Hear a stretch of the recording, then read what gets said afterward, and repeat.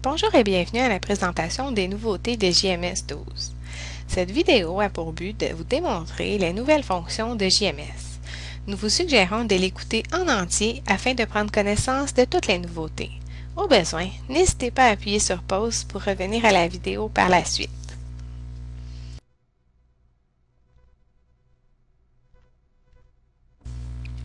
Parmi les nouveautés du menu Inventaire, il est maintenant possible d'imprimer les étiquettes de prix pour les produits se trouvant à une section donnée du magasin et spécifiquement pour les produits ayant eu une variation de prix. Pour y accéder, dans Inventaire Produits, on va aller sur l'imprimante et on va sélectionner Étiquette, Étiquette de prix. On choisit le format d'impression désiré, on a 3 choix. Ensuite, on appuie sur Suivant et on indique quelles sont les étiquettes disponibles. Celles qui ont déjà été utilisées, on va les grisser pour ne pas réimprimer dessus. On appuie sur Suivant et là, on filtre pour les produits pour lesquels on aimerait imprimer les étiquettes. Donc, est-ce que c'est les produits qui sont dans la salle de montre seulement, pour un magasin, fournisseur spécifique, un code de ligne spécifique? Quel est le nombre d'étiquettes qu'on aimerait imprimer par produit? Donc ici, on peut venir choisir. Ou est-ce qu'on veut aller pour le total de la quantité en stock? En appuyant sur Suivant, on va pouvoir visualiser les produits pour lesquels une étiquette va être imprimée. Est-ce qu'on veut que seulement les produits ayant une quantité en stock nous soient montrés? Si oui, on garde l'option cochée. Sinon, on décoche l'option. Ou est-ce qu'on veut seulement imprimer pour les produits pour lesquels le prix a été modifié depuis une date donnée? On appuie sur Suivant. La liste des produits va être affichée avec la quantité en main et le nombre d'étiquettes qui va être imprimé. Ici, on peut faire une recherche rapide si on veut voir si un produit spécifique, l'étiquette sera imprimée. En appuyant sur Visualiser, on aura l'aperçu avant impression, avant d'envoyer à l'imprimante.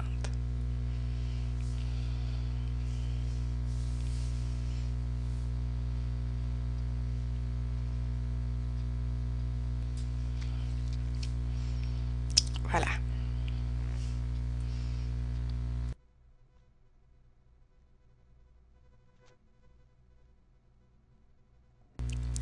Parmi les nouveautés du menu Facturation, il est maintenant possible de choisir le nombre de décimales voulu pour le prix unitaire à la facturation, soit 2 ou 3 décimales.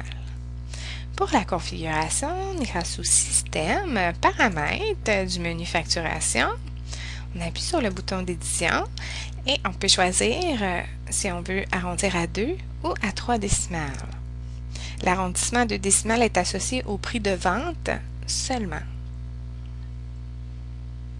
Autre nouveauté disponible pour le menu Facturation, c'est au niveau des gens qui utilisent un imprimante à reçu de caisse. Il est maintenant possible de configurer le nombre de copies de reçus désirés et ce, pour chacun des magasins. Pour la configuration, nous irons sous Système, Magasin, sous l'onglet Paramètres généraux. Avec le bouton d'édition, nous allons définir le nombre de copies désirées. Toujours pour les gens qui utilisent le reçu de caisse, il est maintenant possible de réimprimer un reçu.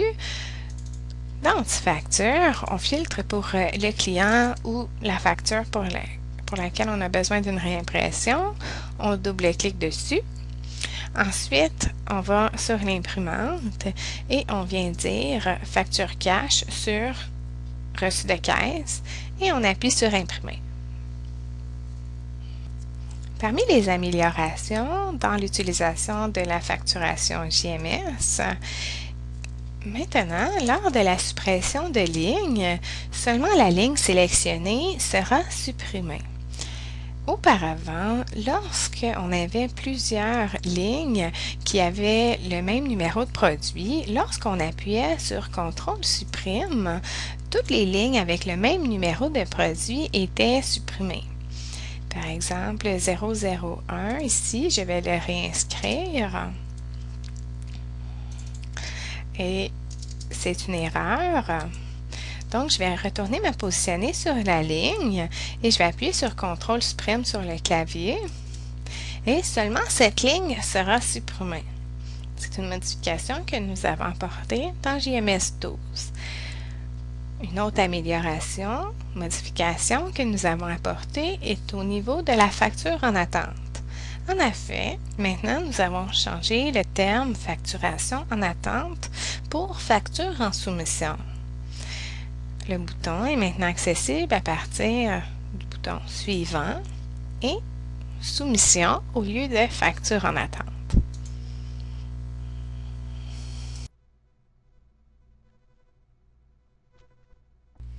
Pour la nouvelle fonctionnalité de cueillette, voici comment celle-ci fonctionne pour les utilisateurs qui n'ont pas le code barre. Lorsque j'ai fait une facture, je viens entrer mon numéro de client comme à l'habitude et ensuite je vais aller entrer les numéros de pièces désirés.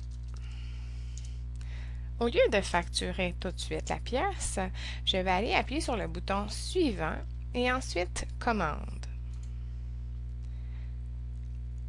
Le système pourra ensuite vous montrer le bon de cueillette à l'écran et vous pourrez l'envoyer vers votre imprimante entrepôt.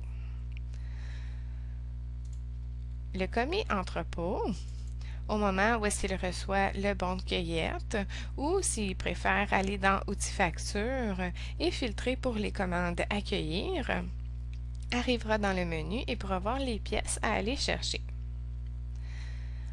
Lorsque la cueillette est effectuée, il revient porter la marchandise et le bon de cueillette confirmé. Le commis entre à nouveau le numéro de client et appuie sur CTRL F5 pour appeler les commandes clients. On choisit la commande pour laquelle la quantité a été confirmée. On appuie sur Ajouter. On vient confirmer la quantité qui sera expédiée. Donc, moins d'erreurs d'inventaire si jamais l'inventaire n'aurait pas été à jour. Et on vient appuyer sur Facturer comme à l'habitude.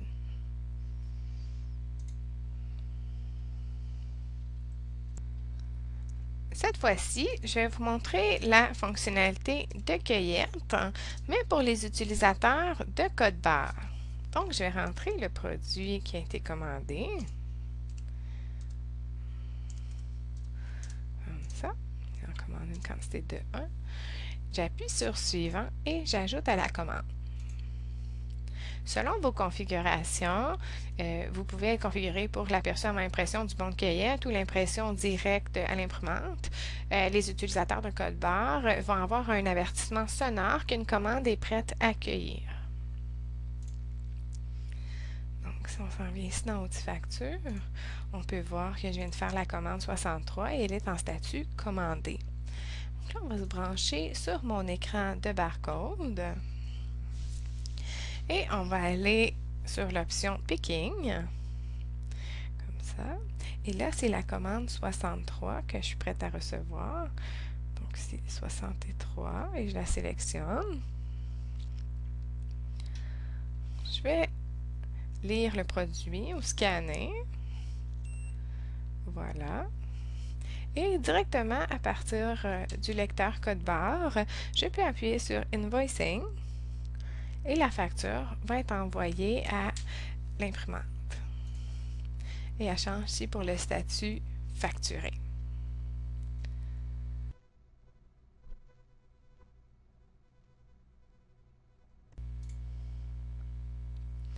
Dans l'optique d'optimiser le service à la clientèle que vous offrez à vos clients, nous vous offrons maintenant la possibilité d'installer un vérificateur de prix libre-service qui permet au client d'obtenir et de vérifier par lui-même les prix des produits dans la salle de montre. Quelques configurations sont nécessaires pour l'activation du vérificateur de prix. En premier lieu, dans Système utilisateur, un utilisateur doit être créé pour la vérification des prix. Si, pour l'exemple, nous l'avons appelé Showroom. Ensuite, dans Système Magasin, on va aller activer dans l'onglet Code barre le vérificateur de prix. Et dans l'onglet Paramètres généraux, nous pourrons aller identifier le prix de référence en identifiant par exemple le client comptant.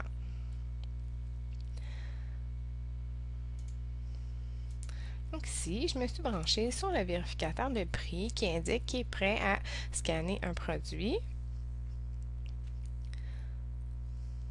Donc ici, je scanne mon produit, donc le code de ligne, numéro de produit, la description ainsi que le prix du produit apparaît et son code UPC.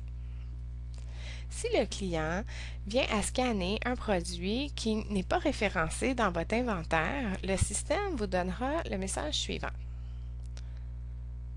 Veuillez vous adresser au commis. Un message sera ensuite envoyé dans la messagerie de JMS pour vous identifier les produits qui ont été scannés mais qui n'ont pas été reconnus par les lecteurs optiques.